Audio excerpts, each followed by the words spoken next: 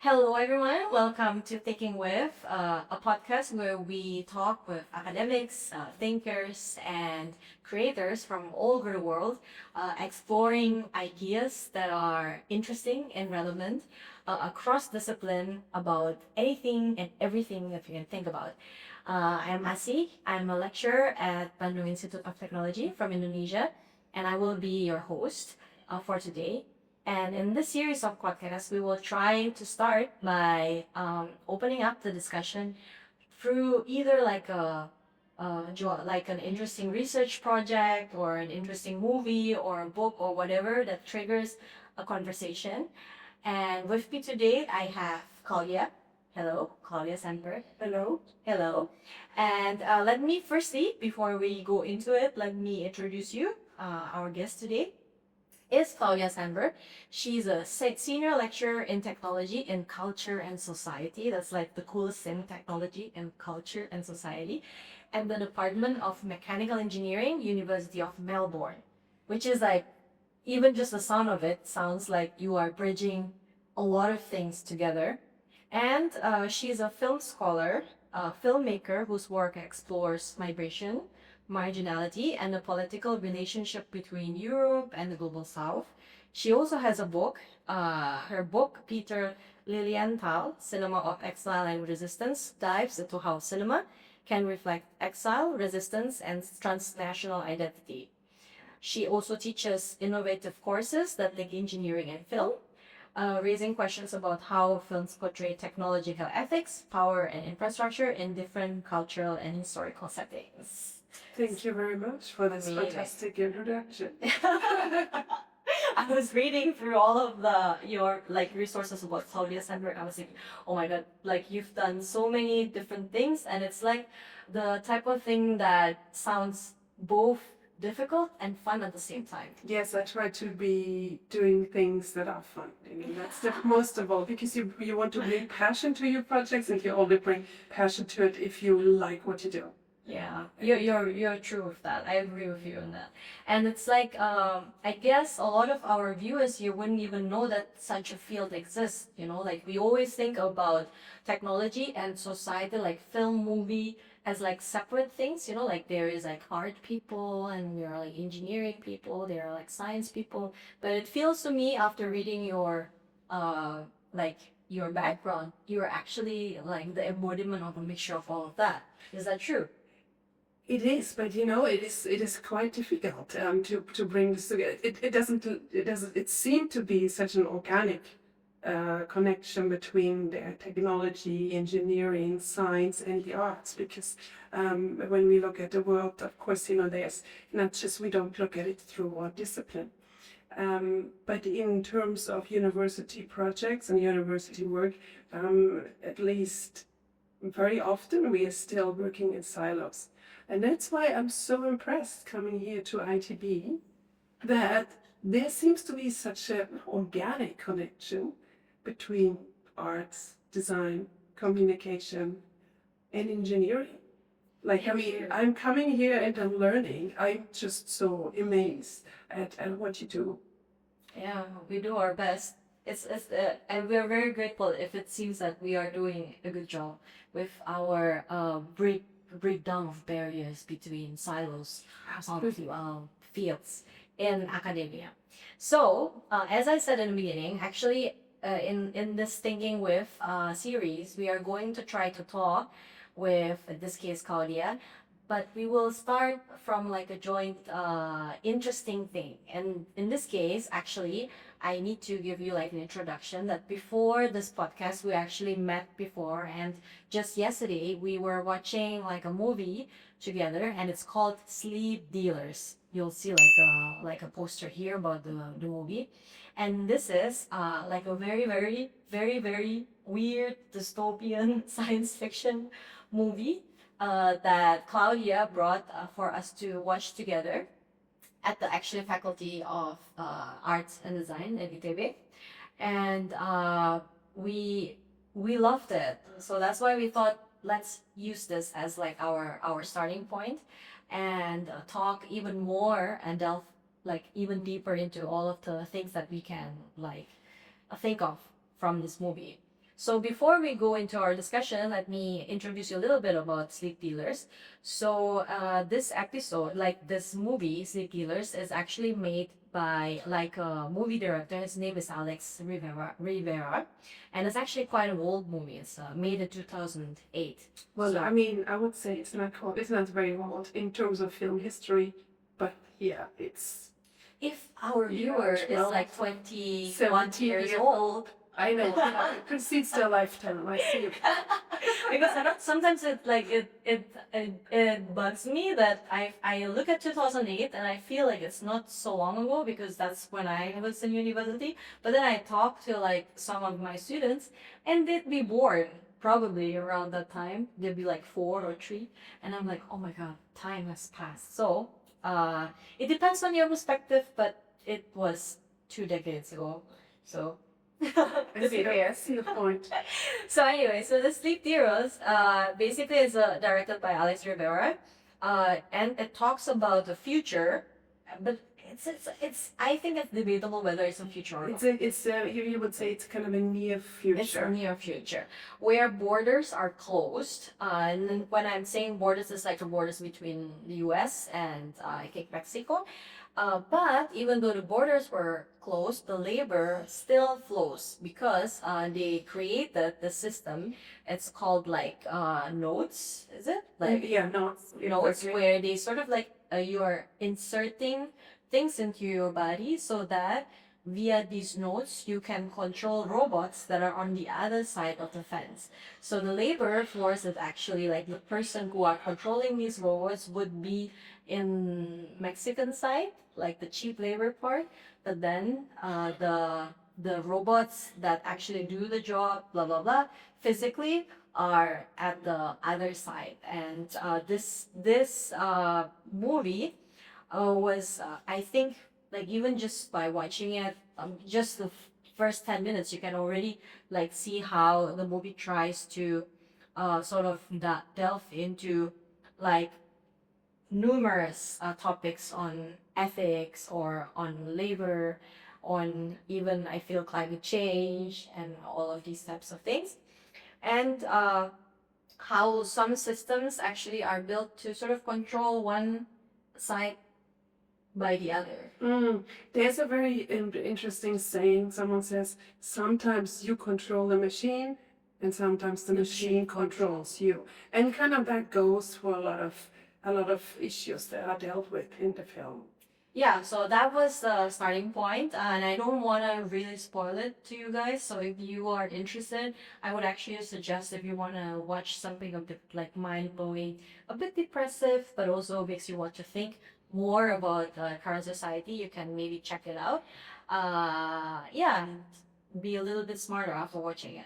So that was the starting point, and actually now that I explained a little bit about Sleep Dealers, I wanted to get your opinion because you're the one who suggested watching it together. So actually, what is it about the movie that made you feel that it is worth being watched by people? Okay, I think I have to go into a bit more of, of the background of this film, or this film was we curated it as part of the science fiction film festival last year at the University of Melbourne in the engineering and IT faculty. Interesting. And engineers are usually quite interested in science fiction, right? That's why we thought, of course we want an audience, we want people to come and see this, but of course, there's always a hook. I'm working in film studies, and I always try to find one of the weird films. So we didn't want to show them Star Wars. Interstellar or Star Wars or Matrix because they have all seen that. And so this kind of this science fiction is then a reference to seeing other films. And so we were looking at choosing films from India, from Mexico, like Sleep Dealer, from France, from Germany, to see what is science fiction if you go outside of Hollywood. What does it look like if you put AI into India, or there's come so many different cultural references coming up. Sometimes it's cultural references, and very often it's a kind of a very biting social and political criticism. And in this case, I think we can clearly see this with this film that kind of the way they look at technology is done in a very different way. That it's not just cool, you know, we're not on spaceships, but it is technology that's been handed down to the people. Even though it kind of supposed to be new, we are supposed to be in the future, it still looks quite outdated in a way. And that also technology very often is used to exploit. And it's not just cool, you know, there's always an intent behind it. It doesn't make our lives better if you do not have access to it, if you are excluded, or if technology is being used to control you. This is so interesting because there are so many layers about you that makes it interesting. But I guess from our perspective, or I'm a lecturer here in an engineering faculty in Indonesia, is that I've never thought about like drafting up a festival to watch movies for my students. You know. So, and you were saying that actually you wanted, you actually curated like several movies that you thought could maybe ignite something inside our students to have to make them have a discussion. So I feel that maybe for a lot of us who are passionate about sort of like opening our students' horizons, this is like a different way to see it. Because for instance, sometimes what we bring to the class are documentaries because engineering is so, you know, like documentary centric. Like every time I think about wanting to explain something to my students, I would think of a documentary. But actually, you are bringing like a new idea that maybe we can actually use movies as a way to introduce certain ideas to our engineering students. And I would actually be very curious about the movies that you are curated, and maybe you can give us a list later on, and I'll put it in the link later below this video, like all of the suggestions that you have for our engineering students.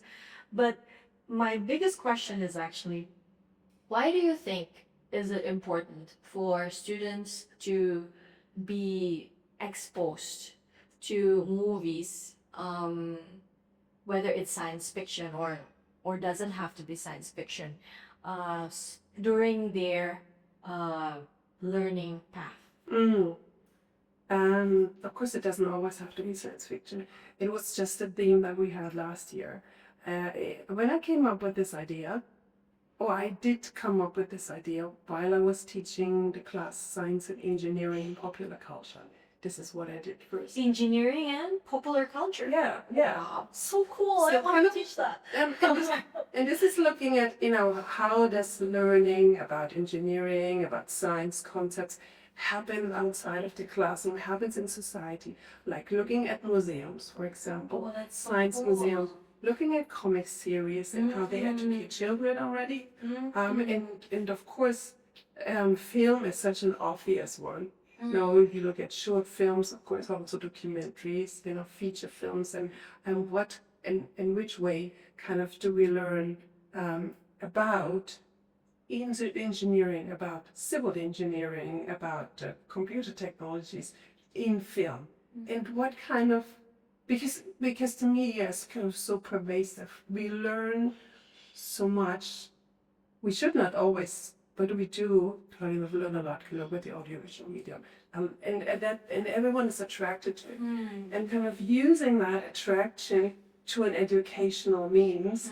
I think that's something that I would kind of want to support. Also, to use film in order to ask the difficult questions, ethical questions, and film very often brings audiences into a room that normally wouldn't come to hear about, you know, about policies, about kind of environmental problems, or about sustainability. But if you put a movie on, you know, as an excuse, and you talk via the film via the protagonist about maybe what interests you, because everyone, we always talk about ourselves. But if with these difficult questions, if you can kind of go around this kind of with like someone else, so you're not using yourself, and kind of you get at these questions. It's this kind of semi-formal way of interaction of the event. This watching a film in the dark. It all kind of has some sort of attraction to it, and it kind of makes us maybe look at things in a different way. Yeah. Oh, that's so interesting because you're actually pointing us to several like things that maybe we don't think so much about, that actually learning doesn't always have to happen in classroom, and whether we want it or not, actually with media being ubiquitous like everywhere around us, actually there are ways to learn or to even teach or maybe to give information or to ask difficult questions that we can only do via different mediums where people maybe willingly or unwillingly, maybe the girlfriend or boyfriend dragged them to watch a movie, but at the end of the day maybe that movie sort of like triggered something. So that's like a interesting way. And I was also intrigued by your saying that there are ethical questions that we can actually explore, and that actually is also like makes me think about that our students, I always tell my students, I quote Spider-Man because we have to quote like something from the popular imagination, that Uncle Ben always says that with great power comes great responsibility. And I always tell them, because they are going to be engineers and they're going to be dealing with great power, that they need to sort of like think about what they want to use their power for. But then actually, after I say that, it's always like a little bit empty, like what do you want to talk about from here? But actually, your suggestion is that actually we can bring movies into these discussions and let the movies ask those difficult ethical questions. I think that's so interesting. So actually, we maybe it's not like a direct telling them what is the right thing to do, but it sort of like gives them or maybe tells them to some interesting questions that they can explore on their own later on. And maybe movie, or as you were saying, like maybe other media representation, other like museums, etc., can also be like a way for them to ask those questions. This is what I'm hearing. Yeah, no, absolutely, absolutely. I think kind of that learning happens everywhere, right? And I think it's maybe also a call not also to students, but also to kind of the tutors, to the teachers, to be a bit more experimental in bringing film to the classroom. I know it's not always easy, because if you are not like an expert, you might not always know how to use film. But it's not that difficult, really. Sometimes it doesn't also mean you have to watch a whole film. You can also use an excerpt or a scenario, a scene, absolutely. And having that scene is already enough to trigger kind of a discussion. So you go about this by asking a question in the beginning to give a context. So we have a purpose in watching this in this scenario, and then the students can watch it. And afterwards, you either kind of talk in smaller groups, or you bring the students back to the bigger group. So there's different ways about it, and I think it is important because we do not act, especially engineering does not happen in a vacuum. You do not always just work on a project. But there is, first of all, you have to talk to different cohorts. You have to be able to communicate, and talking about film is also communication, so it builds communication skills. But it also means to see your own position kind of from the outside, like kind of giving a perspective of what you are doing as an engineer in a broader social context, cultural context of where you are, your neighborhood, your community. And I know that in ITP you are doing such great work with the community. So I think kind of it aligns perfectly with those questions to to avoid that top-down approach, but to kind of to listen to this and what people want. What kind of product, what kind of product you're supposed to design? What is and what people want, and all of this is very much part of the of the educational process of what it is to become an engineer. That's so interesting. So actually, like now that you're actually triggering a lot of new ideas into my head right now. But I would also now think, because I'm also like a big Korean drama watcher right now.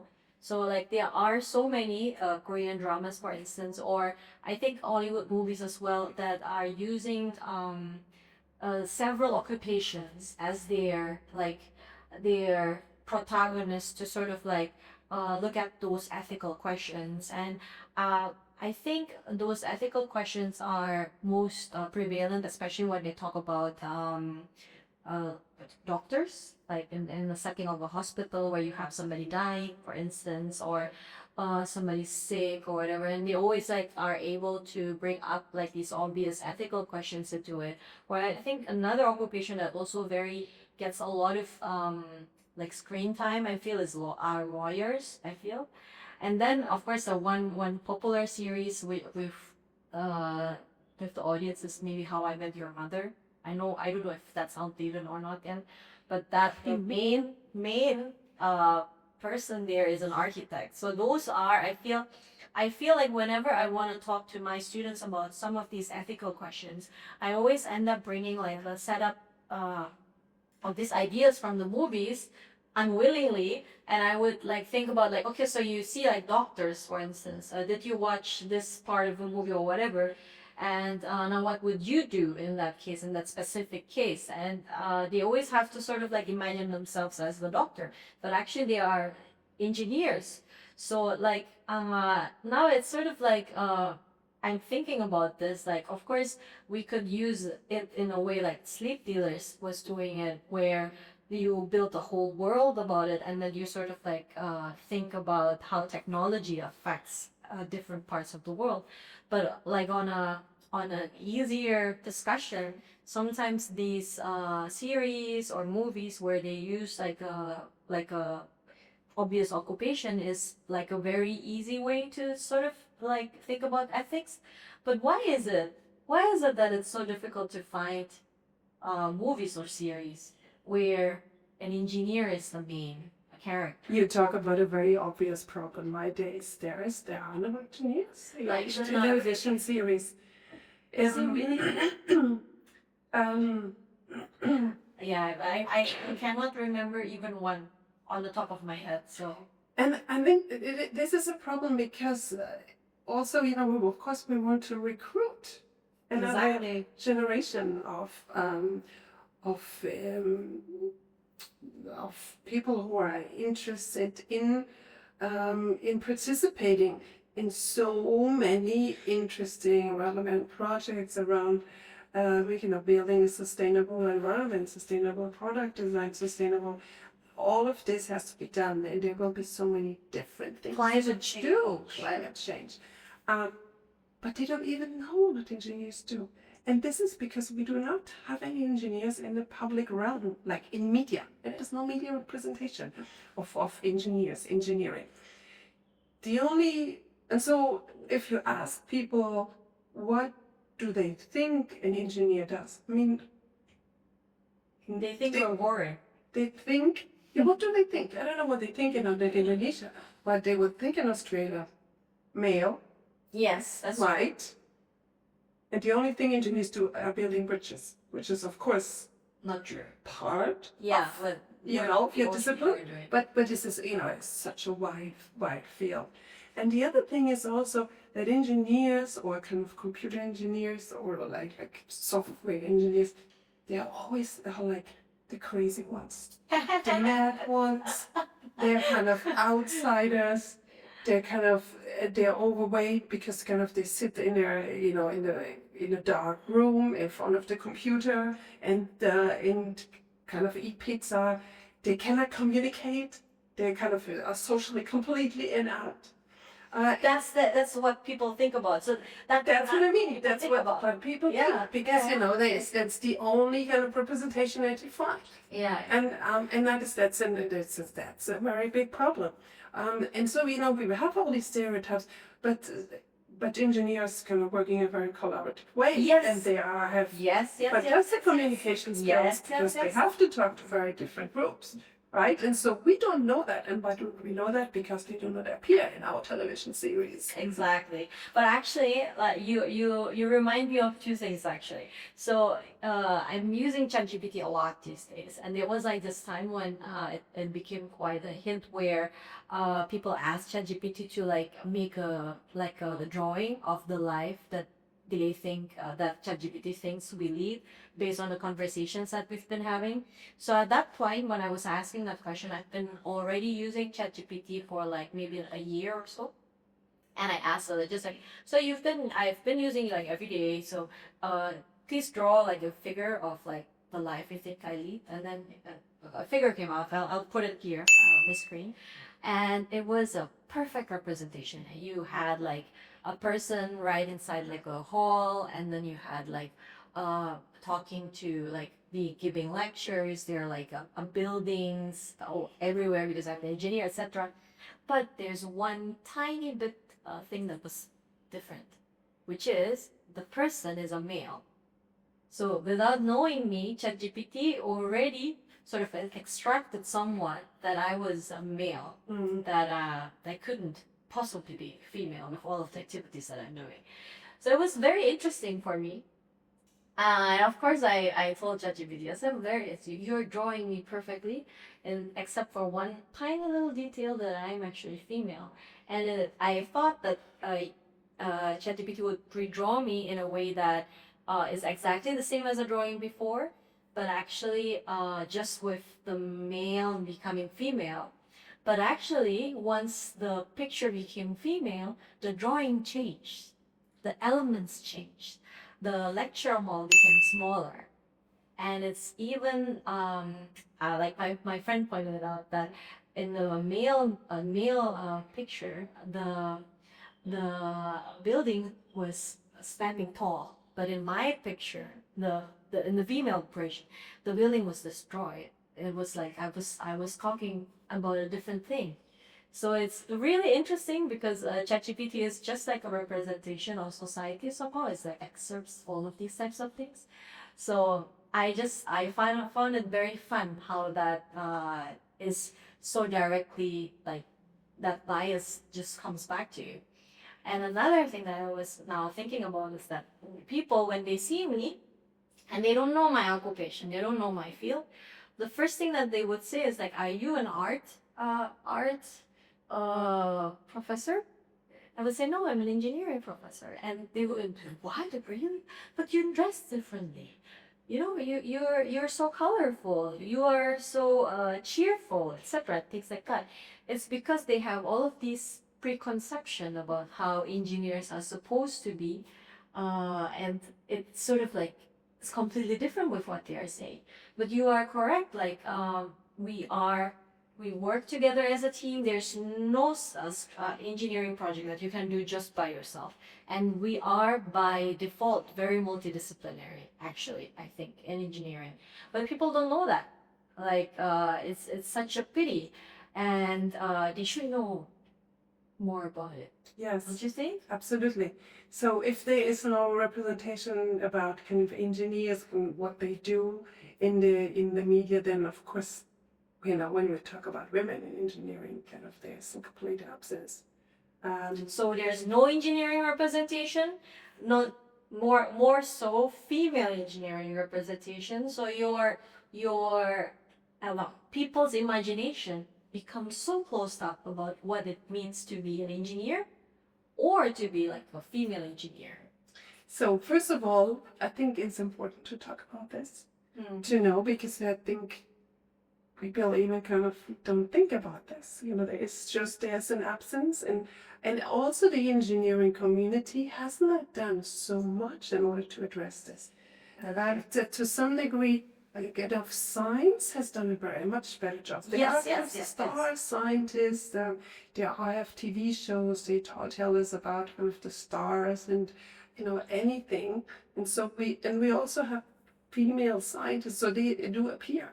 Yeah. But the engineering community still has a lot to do in order to also kind of push that kind of media image further towards kind of what they do, what really is, reality, what the research is about, kind of the vast scope of the field that the public does not know. But this is also interesting because at the same time, I feel that the engineering community everywhere, I mean, I talk with engineers in Japan, I talk with engineers in Australia, etc., and the problem is the same. The problem is that there are not enough young people who want to go into engineering. And but the funny thing is that almost everyone who goes into engineering and stays there, as long as at least I do, become very passionate about it. Like we are very passionate about our jobs, and we love how challenging it is, how much creativity we can put into our job. But all of this cannot be I don't know, like people don't know it. So it's so like it feels like on one hand you're saying, okay, there's no media representation, etc., but also the engineering community is so frustrated.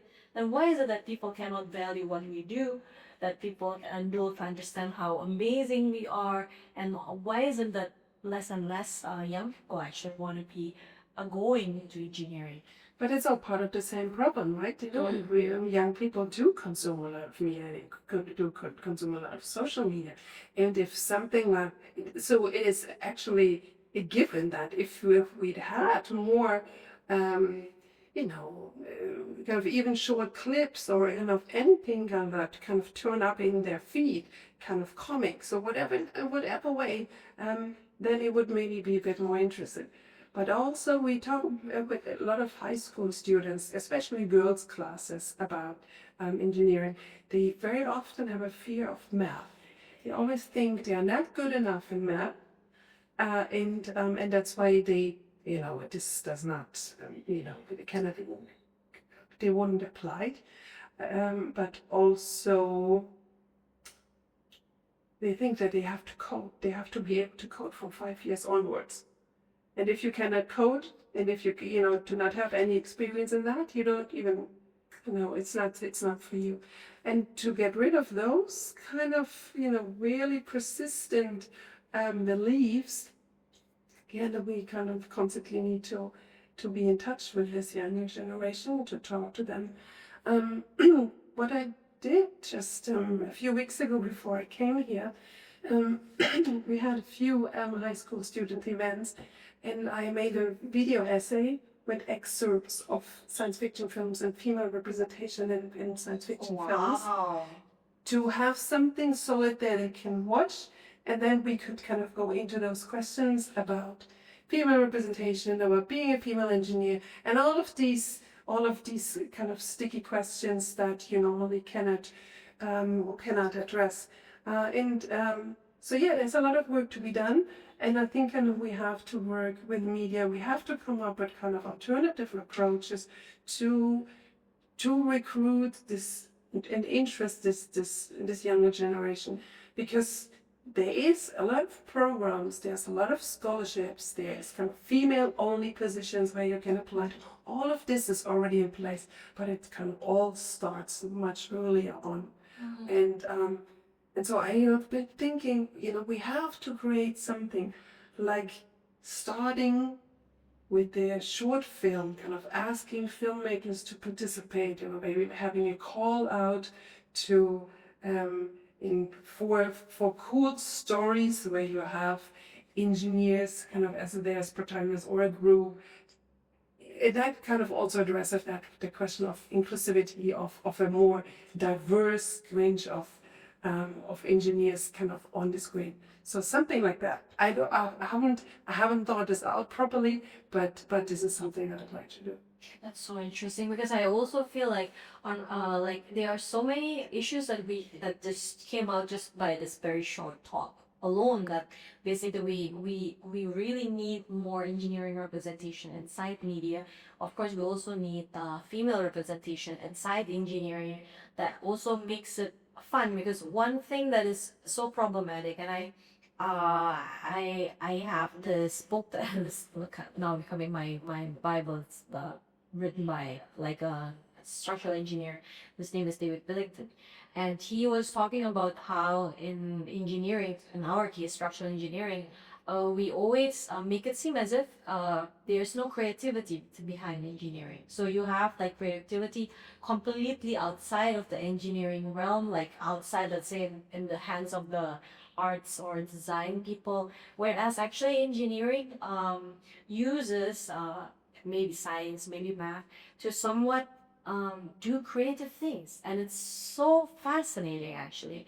And this fascination and how we can problem solve creatively things that are really big issues in society is not really well delivered inside media or in social media or in the news or in anything. So uh, yeah, there's just so much homework to be done. But like from an engineering perspective, my question is, how do we make it sexy? What I can hear from you is that one way that I can get out of this is that I can use movies that are already available to start talking about ethical issues with my students. That I can easily do after this. But how can we sort of like convince our media creators that actually they can uh, bring this issue forward, like making maybe engineers as their main act or whatever. Yeah, I think it is important to interact with the creative media industry, let's say, um, because we don't always have those cool stories ready, right? But I'm thinking, and if you'd have even, in the scope of the ITB, or in my case kind of University of Melbourne, have a sort of a competition, kind of a call for short story scripts That's so cool. to kind of to start somewhere, and then Interesting. because a short story or a short film can always be done with kind of with small means. Well, that's so And so interesting. you'd have a collaboration between those two fields.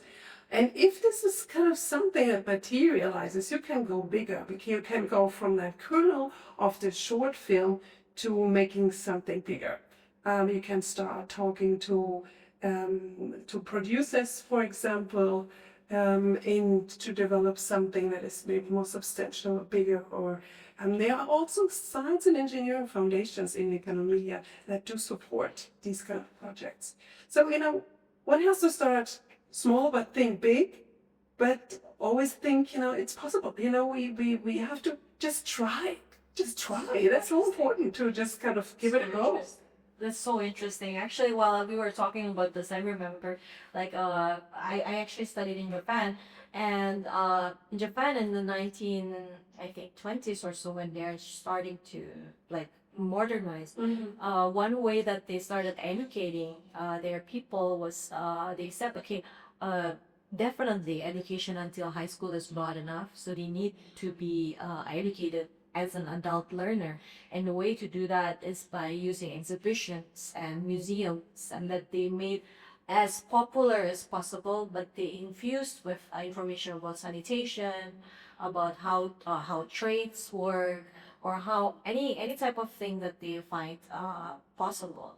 So, but now, what talking about this, I thought, oh, so it means that actually we can be intentional about media. So it's not always that media sort of drives us, that it's sort of like is driven by a market of whatever people consume, but actually we can be even more intentional in what media we want to create, and how that media can maybe drive change in our society.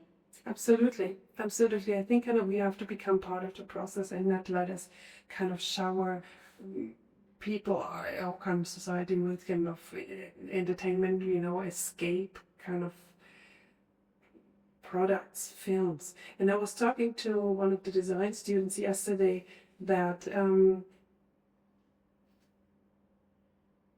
yes, that you know, it's quite important also to introduce kind of digital education, especially kind of, you know, high school students or even younger, so they know how to consume media, and they know what to look for and where to look for, what kind of sources to rely on. So it's real was not real. Yes, exactly. And yeah, in the same way, you know, we should become part of it and drive kind of responsible educational form of media. That is cool. And it That can is be so pop cool. culture. That is so cool. I'm so inspired right now. They are like, perhaps next time if I meet like the Japan Society of Civil Engineers, I'll tell them, why don't you just make like a call for movie makers to make a movie about like a 10-minute movie or whatever, and about civil engineers. That could be like so easy to make. And this is like something that I wouldn't have thought of if I did talk to you. Or a comic. Yes, because I cannot switch up maybe that's also very helpful. So, perhaps, I mean, we've talked about a lot of things so far. We talked about how media representation actually can be, not media can actually be used to teach stuff that might sound in today's sports a bit cringe for students. If you just say it out loud, that you can actually use movies or motives inside movies to actually bring out some ethical questions that you want them to think about. And we talk about also about how engineering is sometimes represented or not represented in media, how that actually shapes our current society, and so many things that I hope you can take out of this. But before we close, I would actually want to ask you maybe some closing questions about, for instance, now we've talked about so much, but uh, can you imagine like a future where we're actually doing it right and we are portraying engineers in a better way, or maybe female engineers? Of course. If I know the women, I'm not part of the kind of the dystopic movement. I'm always optimistic that we can. There's always things to be done, and it's good that things are, you know, have to be done. Otherwise, you know, what would you do with our time, right? Yeah, absolutely. I think sometimes it is to start from nothing and to talk to you, for example. You know, this is to be here. You know, this is already inspiring. I think it's so important to engage on a personal level and think together about what can be done. And this is how ideas are born. Like at the door frame, you know, in a conference where you're not even sitting in the panel, but you're kind of meeting for coffee. Yeah, all of these kind of coincidental things that also happen.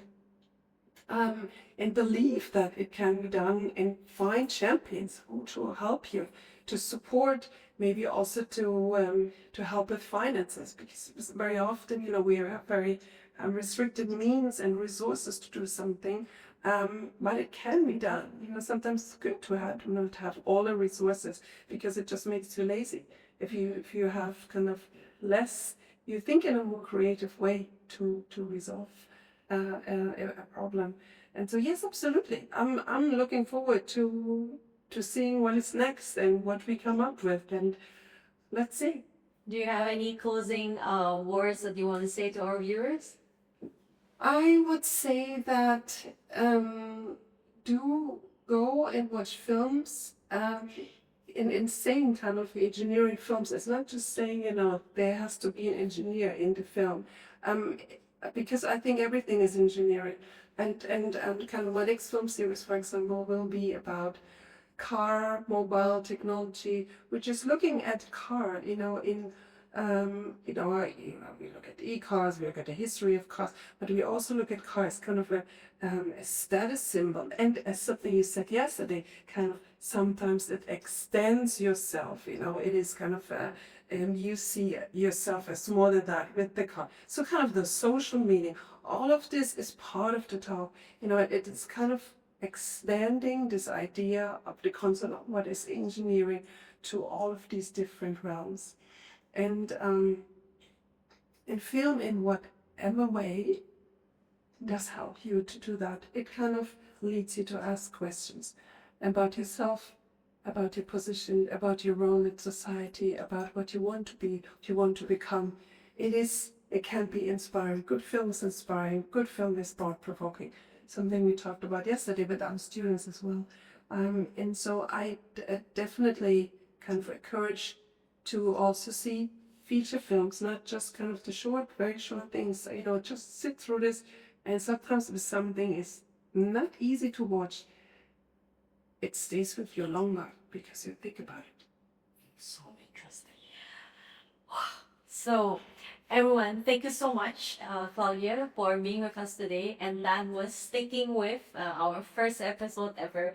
And you can see already that we are, through this medium right now, podcast, we are trying to ask you to think with us through difficult things. So this case, we're talking about engineering representation and how we can maybe shape the future better if we can have more representation in media later on. But in the next episodes later on, you can find other issues that we will be exploring together. So stay tuned for the next episode. Bye. Thank you. Bye bye.